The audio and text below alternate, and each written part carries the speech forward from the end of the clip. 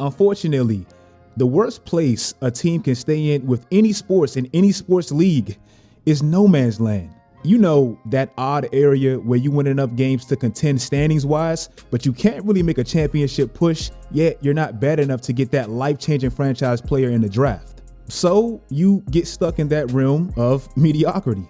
In today's video, as we approach the trade deadline less than 2 weeks away, I want to talk about some teams that it may be actually time to blow up.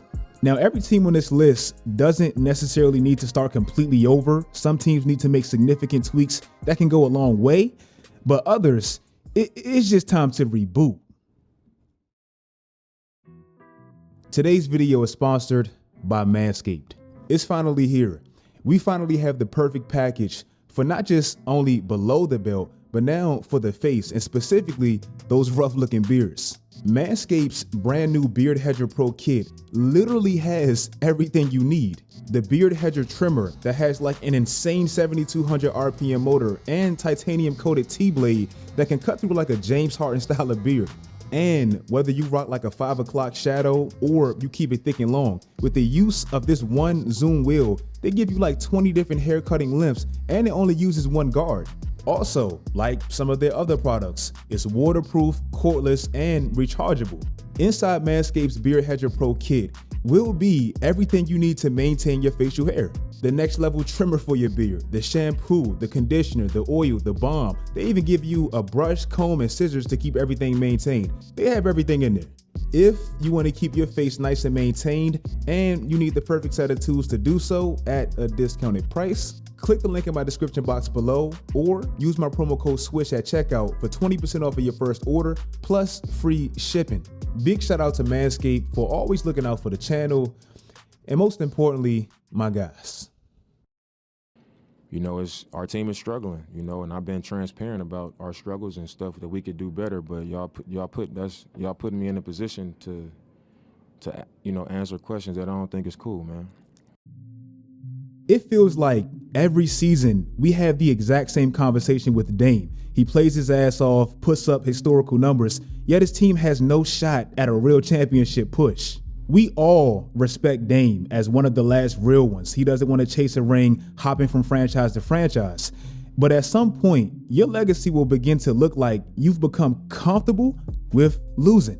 Dame is one of my favorite players. But if you look at the players historically that stayed with one franchise for their whole careers, they either won or they made major sacrifices in order for their teams to win. Tim Duncan took major pay cuts in order to win. That's heavily documented. Dirk Nowitzki, the same thing. Kobe, he threatened to leave when losing became a trend. He wasn't just sitting there comfortable losing. Stephen Curry, who will likely join this list and finish his career in Golden State. We know those early ankle injuries in his career played a big part in him signing that manageable contract, that first contract, which enabled them to get Andre Iguodala, Kevin Durant, building that dynasty that we see today.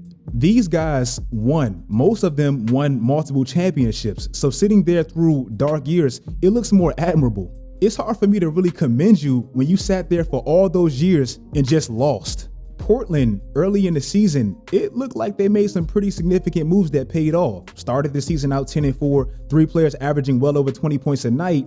But since then, they have the third worst record in the West, just above Houston and San Antonio. And let's not forget, Jeremy Grant is on the last year of that contract. And if he leaves, you really gonna be fucked. So if you're Dame, you're 32 years old, you have the third worst playoff record ever of any player that played at least 60 playoff games. Bro, Portland, please save this man from himself, please. The Washington Wizards, my hometown team, they have a similar situation with Bradley Beal, and I think it's just time to fully embrace a rebuild. I get it. From a business marketing standpoint, losing Bradley Beal will take butts out the seats and make the team look less appealing with no notable star. But in the last 5 seasons, you've won only 43% of your games with Bradley. You only have 3 playoff wins, and you're paying this man one of the highest salaries in the league. Porzingis is on the last year of his contract. So is Will Barton. Essentially, so is Kyle Kuzma.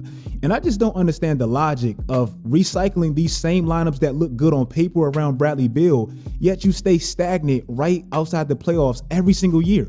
Look at their last 5 first-round picks. not quite high enough, very mid, very underwhelming. They just lost the best one, Rui, to the Lakers. And all of this keeps them in the cycle of the mist of mediocrity. I think it's time to embrace the rebuild. The Toronto Raptors. I believe Masai Ujiri is gearing up to take the approach of the rebuild, and I think it's great for them. The Raptors have completely maxed out that core of talent, but I think it's pretty evident without that superstar tier of guy, you're just not beating those top teams. Last year in the playoffs, James Harden wasn't even quite himself, and it still didn't feel like the Raptors had a real shot.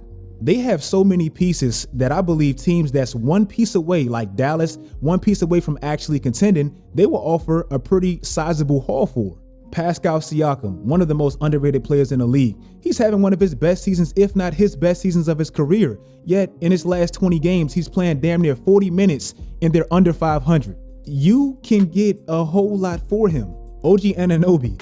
Do you know how many teams would love to have that guy? Giving you 17 points a night, shooting 47% on corner threes in the last 2 seasons, can switch on multiple positions, which is extremely rare, and leading the league in steals? Fred VanVleet. I'm not the biggest fan of him, but the Clippers seem to be interested, so you can exploit that.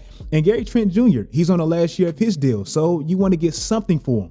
If there's any team that needs to embrace a rebuild, it is them. They have multiple pieces that multiple teams that's one piece away from contending would deplete their assets for. So it's time to go all in. The Bulls' short-lived experiment has to come to an end. The big three, Zach LaVine doesn't seem like he's happy there anymore. Vooch is on the last year of his contract, and DeMar, he's 33 years old. The talent they have alone has gotten them some pretty impressive wins this year, beating Boston multiple times, Brooklyn, Golden State. But your ceiling in 2023 is going to be pretty low when you, one, don't shoot a lot of threes, and when you do so, you're pretty average at doing it. It's not like Denver that doesn't shoot a lot of threes, but when they do so, they do it the most efficiently in the entire NBA. Not only are they the most efficient three-point shooting team, they're one of the most efficient two-point shooting teams, and they have the most efficient player in the sport. Not only that, with how Jokic quarterbacks it, they have one of the best offenses in the league.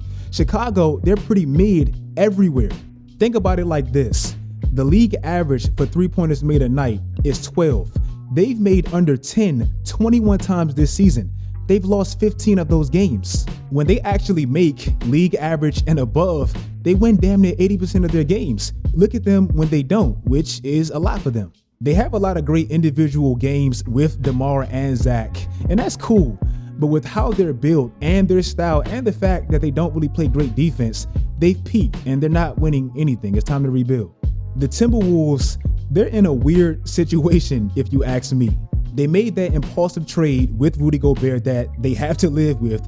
They have an emerging superstar with Ant-Man, and they have DLo on an expiring contract in which he's playing the best basketball this year that he has on that contract.